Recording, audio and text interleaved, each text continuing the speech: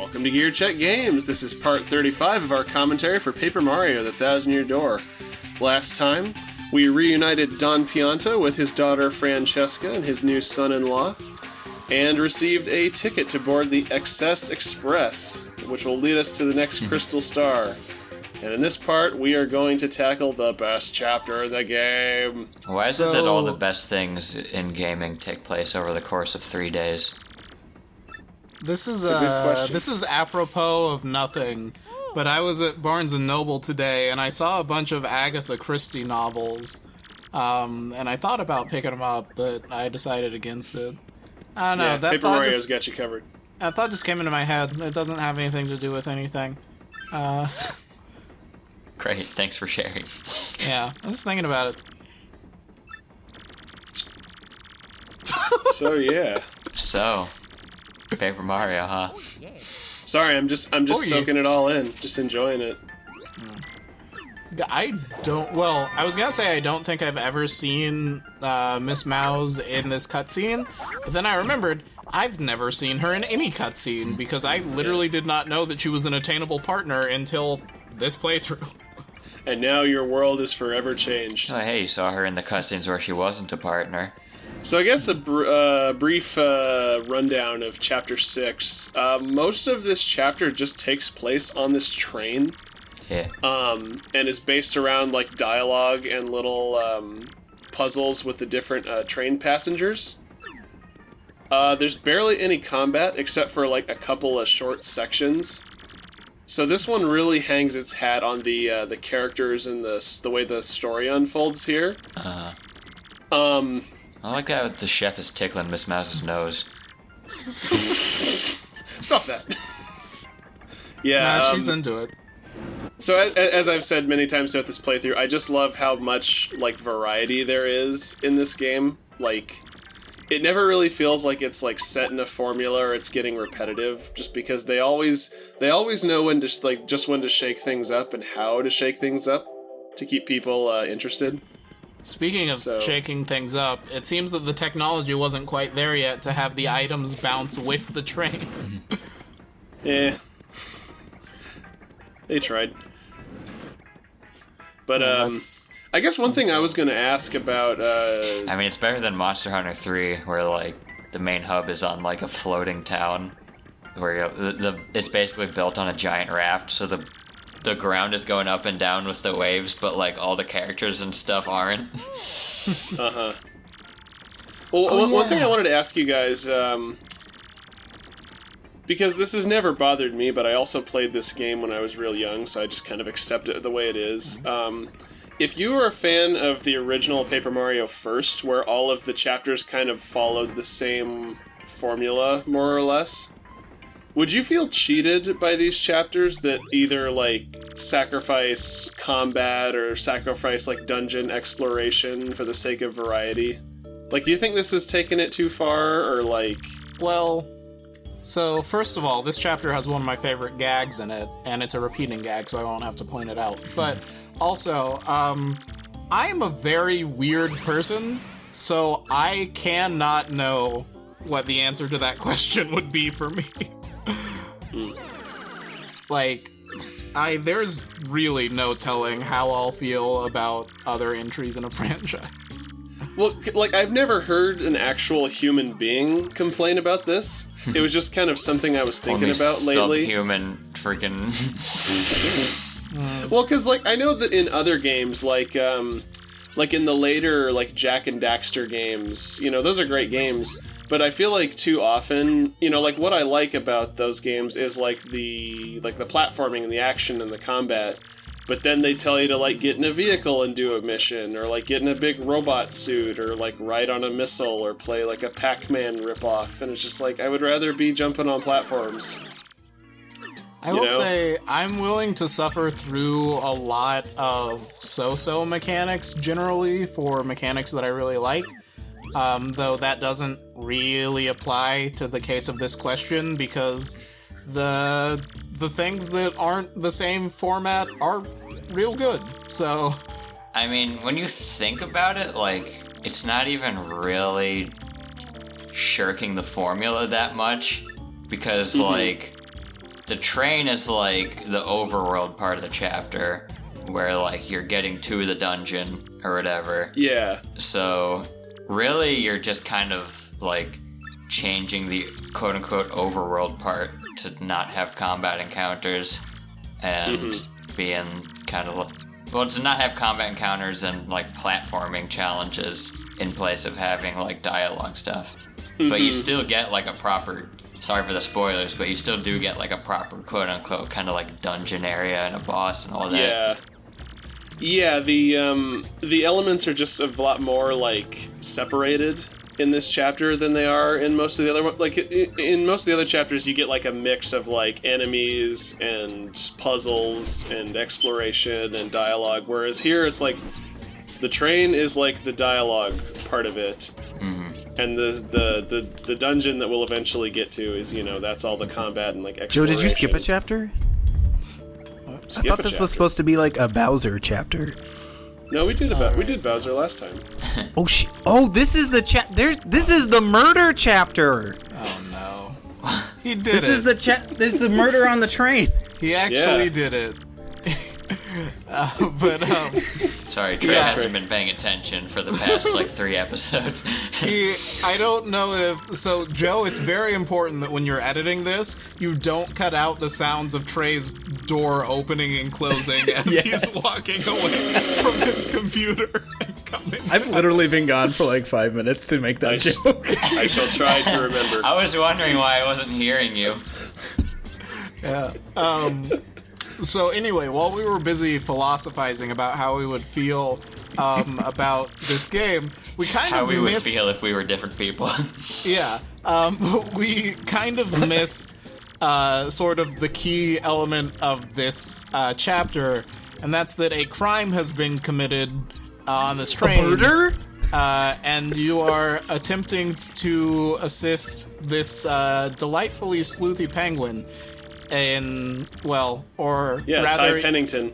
You're attending to do Bear advertiser Ty Pennington's work for him without him, getting suspicious of you and turning the whole train on you, etc., etc. But also... just how I remember it. But also move that bus Ty Pennington is very quick to consider anyone not only a suspect, but the suspect. So... Yeah. So, that toad... I've never seen a Solve toad... the mystery of where's the beef. I've never Wendy seen a will be toad pleased. that big. You mean the hair? No, the large toad. Oh, with right. The Yeah, fork and spoon. the gourmet toad. Yeah. He was Gigantamaxed. Do you think he hangs out with Gourmet Guy? They would, and maybe in another life. Gourmet Guy was the guy whose cake you have to cook for 4 years, right? No. Well, yes.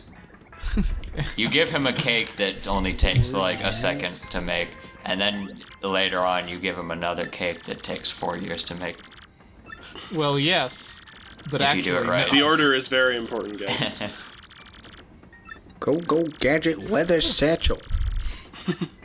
Yeah, Pennington here is another one of the funniest characters in the game. In fact, he has like one of my other favorite quotes, but I'll let you see if you can guess what it was this time. It's not as Probably obvious. large brain. Yeah. Oh, okay. This is the genesis of my favorite gag in maybe the entire game, but definitely in this chapter. The famed Luigi. Nice. Unfortunately, we can't get the L emblem yet. So there's no way to have him be correct. Well, you get it at the end of this chapter, right? Like as a joke. Like Yeah, yeah. pretty much. Where do you get the other emblem? The W? You buy it from... It's a random spawn in Charlieton's store. Nice. With our forces combined, we will be Waluigi. Everything's green now. Yeah, one of my other favorite things about this chapter is that the time of day changes while you're on the train. That's what I'm saying. This is that part of Final Fantasy VII where they do the ID checks on the train, and you have to jump off the train while it's going like 50 miles an hour. Oh, Speed with Keanu Reeves. Yeah, Speed 2. Oh yeah, Speed 2, because the first one was the bus, then there was the train, then there was Isn't the third cruise one like ship. a boat? Yeah. But were those the original Fast and Furious? Oh yeah, I mean, forgot. might This as well kid be. knows that you were a champion at the Glitz Pit. Yeah. Yeah, like I love these Bobombas. you could potentially view this as like recycling assets. Although now that I think about it, they probably made these characters for this chapter first and then put them in chapter 3 later. Because they fit a lot better here and they're more like integral to the story. Whereas in chapter 3 they're just kind of like set dressing for the Glitz Pit. But Looking at this like filter it's just like completely renewed my love for like the design and technical work that went into this game. Because there's nothing particularly like difficult programmatically about what's going on here. It's just like Boolean is Instagram night filter and Mario. then and then overlay with like a yellow filter or whatever. But it's just so pleasing to look at. Set this game to sepia. pleasing to look at and pleasing to listen to. This chapter has some of my favorite music in the whole game. Yeah. Yeah. A lot of really good, like, chilled out, kind of somber music. So, oh yes, this guy. For a while, I thought that I was having a fever dream that this man didn't have the proper headgear, but instead had a hat on. But no, yeah, he doesn't have. He's missing the part of his head that got his brain in it, and instead he's just wearing. I think my I was favorite. gonna say, do you suppose it's painful for him to have his mushroom, like, compressed up inside that little hat? So the little toad on the far left, outside of this room. Yeah, the conductor. I like his design. Reminds me a lot of the Royal Guard uniform in Breath of the Wild. Oh, yeah, he's kind of got that, like, regal color scheme. Yeah. So it's good. do you suppose the engineer was born with that engineer's hat on his head, or Yes. This is a God. strict caste system. The freaking nighttime Excess Express. Oh yeah. Oh my god. Just this lighting and this music is like one of the comfiest things I've ever seen in a game. I'm a sucker for music that sounds like it's coming out of a crappy speaker, like yes. a loudspeaker. or like Yeah. like an old phonograph speaker? Bellissimo. Blanket I PI. have never been able to track it down again, but I swear, at one point in like 2010, I found a version of this song on YouTube that didn't have the radio filter. And I've never been able to find it since, but it's out there. You could probably I mean, I wonder if it's like sort one of of those. remove it a little bit. Yeah, I just wonder if by- it's one of those situations where they like put it into the game with the filter on it, or if they like have the bass sound file in the game and then add the filter like in. That would be my guess, Post.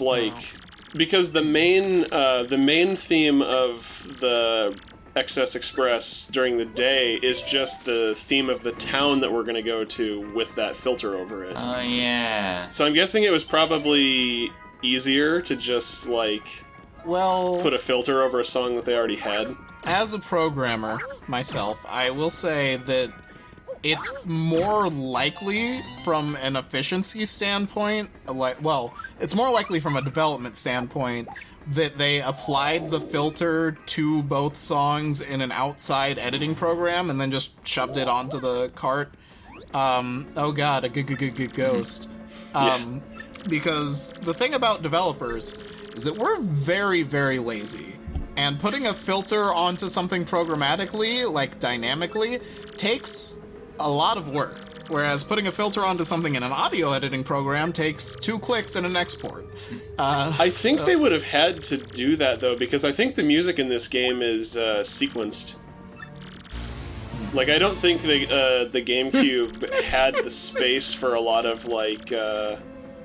Well, I don't know. I guess Melee had a lot of like recorded music on it, but I think most of like Nintendo's big games for the GameCube didn't have like Red Book audio. It was all like sequenced still because the disc space was so tiny.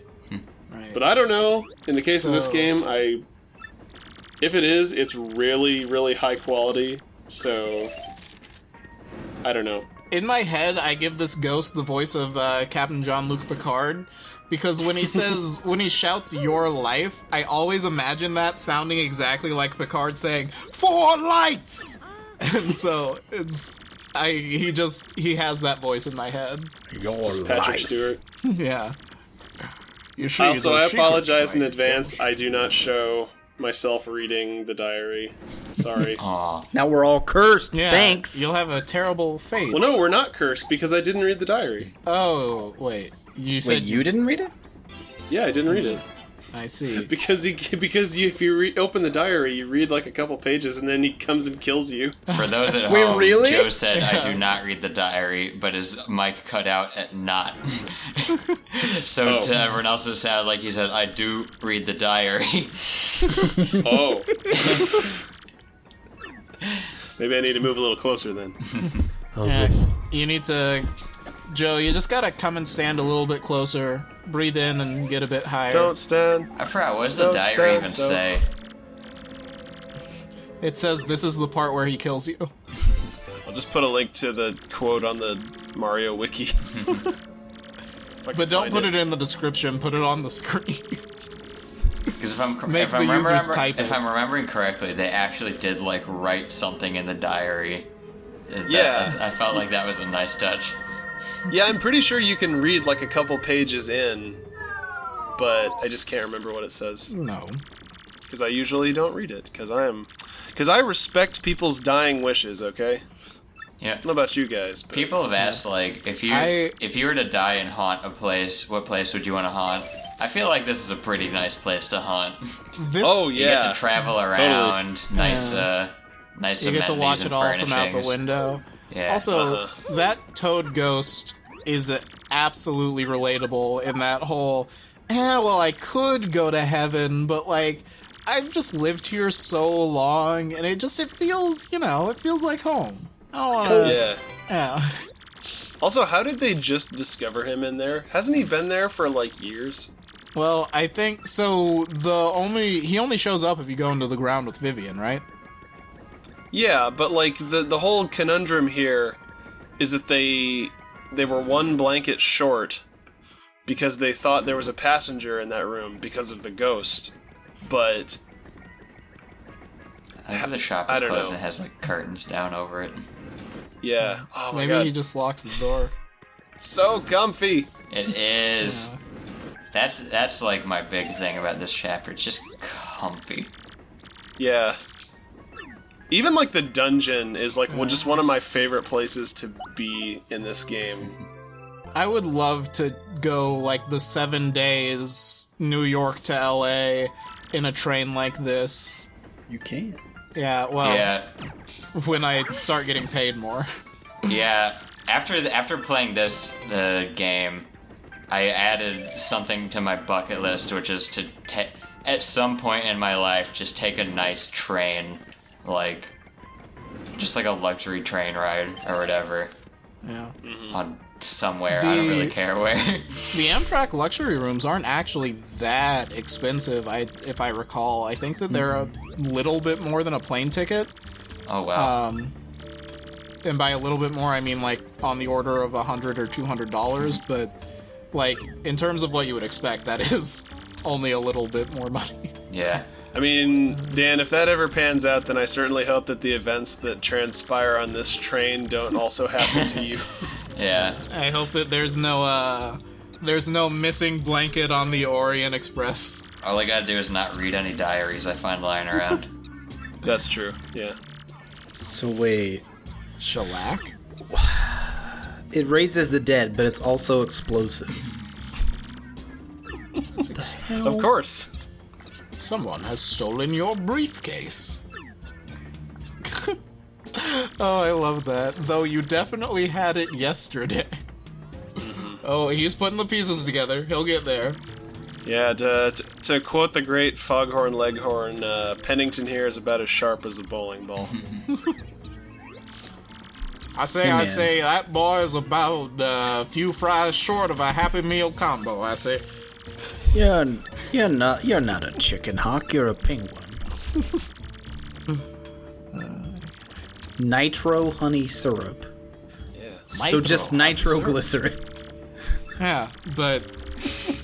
Yeah, if Sweet. you find it, then you can actually, like, use it. If you use it in battle, Mario recovers all his FP, and then explodes on the next turn. Oh my god. But not like Bobbery, he explodes for good. They made it kid-friendly. Kind of. Mario, don't eat that nitro honey syrup. What's gonna happen? Am I gonna blow up? These aren't pies, they're bombs. From a bomb factory. Mario, why do you have 7 sticks of dynamite in your back pocket? Gee, Mario, your mom lets you have 7 sticks of dynamite? See, she thought I was Luigi. Luigi normally gets 3. I want your game theories. Is that yellow thing Toodles' hair? Or a flower? Or is it a rose? I always thought it was like a carnation. Levion Enlarge, enhance. So, just looking at it, it looks like hair. But the way it moves is more consistent with it being a flower. It's a rose. Yeah. I want it to be hair, though. To me, it's always been one of those things like Diglett's nose, where like, because of the limited graphics, I originally thought it was like Diglett's mouth, and he was just always like, ah! Yeah, like all those Toad shopkeeps. Yeah, there we go, bringing it home, making it relevant. They can't run too fast; they'll get bugs in there. So this rat man, do we see any other rat people like him in the entire game? Yeah, there's one other that's part of like a little side thing in the Rogueport Harbor. If you talk to him, I think in one of the early chapters, he tells you he's going on an expedition to Dry Desert from the first game to nice. Look for oil. And if you invest in his expedition, like I think you can invest like up to 300 coins. He'll show up at the end of the game and refund you like 3 times what you gave him. Is this like a Nawaka the 23rd situation? Because I love those mechanics. Yeah, from FF10. Yeah. Awaka the 23rd, Merchant Extraordinaire. One of my there's favorite characters. So many good memorable characters in FF10. One of my favorites is the oh my god. So yeah, here we have quote unquote celebrity Zip Toad who sends you an email later telling you about movies he's been in, such as On Golden Toad and The Toad Warrior. Oh god, Mad Max the Toad Warrior. Mad Mario. Yeah, so do you think that he's a 5-digit zip toad or a 9-digit zip toad? 5 digits, the only zip code I ever known. Zip toad I ever known? What? Well, There's a lot to ZP9... unpack with that sentence. Well, you see, the ZP9 standard is the extension of the ZP5 standard, where you get more specificity in your code by adding an additional 4 characters. So, for instance, Nick, one we city... got the briefcase, it's fine. And the gold Did you really memorize this? No, I mean, what I said is mostly true, but I just made that up. That sounded very much like you reading a wiki. Which, if you had that prepared, like, good on ya. That would have been far more foresight than I have ever had at any point in my life. than anyone has ever put into any of these episodes. Wait, Riverside. Haven't we been to Riverside? We're stopping at River City. No, not yet. River City, next stop, River City, Iowa. We're staying out of Riverdale. Do they pronounce it Iowa or Iowa? Look, what do you talk? Don't get me started. Don't even get me started. All right. But we're going to get started on Riverside Station in the next episode, so join us then. See you next time. Or don't. But I hope you do. Me too.